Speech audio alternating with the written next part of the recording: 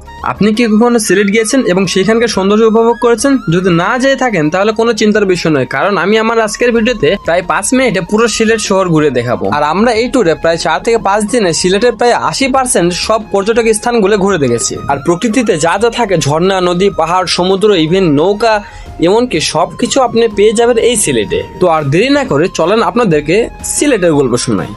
তো সিলেটে যাওয়ার পর চা হাতে করে আপনি একদিনে সিএনজি ভাড়া করে যে 5 থেকে 6টা স্পট ঘুরে দেখতে পারেন। প্রথম দিনে দেখবেন মালনীছড়া চা বাগান, স্টেডিয়াম, উৎমাছড়ার পাহাড়, সাদা পাথর, রাতারগুল।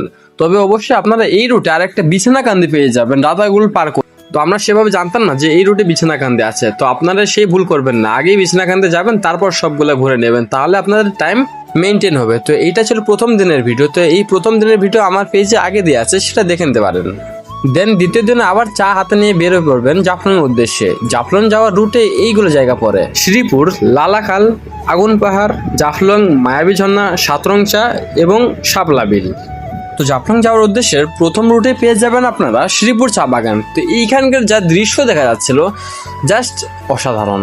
তো এইটা দেখে মনেই হচ্ছে না যে আমরা বাড়ির দিকে ফিরে যাই, মনে হচ্ছিল সেইখানেই থেকে যায়। আরো ইন্টারেস্টিং বিষয় হলো যে শ্রীমঙ্গলের সবচেয়ে সুন্দরতম পাহাড় হলো এই শ্রীপুর চা বাগানের পাহাড়। তারপর চা হাতে করে এই রুটের 2 নম্বর জায়গা হবে সেই লালাখাল জায়গা। এইখানকার যে নদী এত সুন্দর এবং সত্যি পানি অসাধারণ, প্রায় নীল রঙের পানি এবং দেখতে কি আকর্ষণীয় লাগছে। তো এইখানে আপনারা নৌকা ভ্রমণ করে পুরো নদী দেখতে পারেন, যদিও আমরা নৌকা ভ্রমণ করিনি। দেন আবারও চা হাতে করে রুটের 3 নম্বর জায়গায় এসে পড়লাম আগুন পাহাড়ে। এখানে সত্যি অবাক হলাম যে আগুন পাহাড় এবং ম্যাশ মারার সাথে সাথে আগুন জ্বলে উঠছিল। তো আমরা প্রথম দিনে সিলেট যাওয়ার সাথে সাথে শুনছিলাম যে আগুন পাহাড় রয়েছে, সেটা শুনলেও মানে অবিশ্বাস্যের মতো লাগছিল। তো সত্যি সত্যি এখানে এসে দেখলাম সত্যি আগুন পাহাড় ছিল। দেন আমরা শাপলা বিলে যাই, কিন্তু আমাদের ভাগ্যই খারাপ, শাপলা একটাও ছিল না। তো আপনারা দেখে শুনে আসবেন যে কোন সময় শাপলা এখানে আসে। দেন আমাদের জাফলংয়ে ঢোকার সাথে সাথে মন খারাপ হয়ে যায়, কারণ এইখানে আসার আগে কত কি শুনছিলাম, কিন্তু যখন ঝর্ণা দেখলাম তখন একবারে আই এম তো অবাক, হোয়াট ইজ দিস।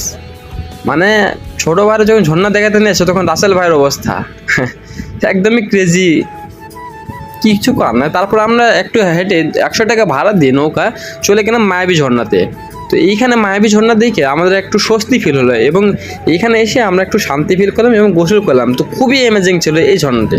তো আবারও চা হাতে করে মারা খেতে আসলাম, চা খেতে আসলাম, কারণ এই চা আপনার একবার হলে জীবনে খেয়ে দেখবেন। তো এই চায়ের রিভিউ আমি আজকে দিচ্ছি না, আপনারা অবশ্যই খেয়ে নিজেই রিভিউটা দিয়ে এবং ভালো হলে ভালো, মন্দ হলে মন্দ দিয়েন। তারপর আমরা রাতে শাহজালাল মাজারটাও ব্যাক করে দেখলাম। তো খুব সুন্দর এই মাজারটা লাগলো এবং অনেক ভিড় ছিল এই মাজারেও। তো সত্যি অসাধারণ লাগলো এই মাজারটা দেখে। এবং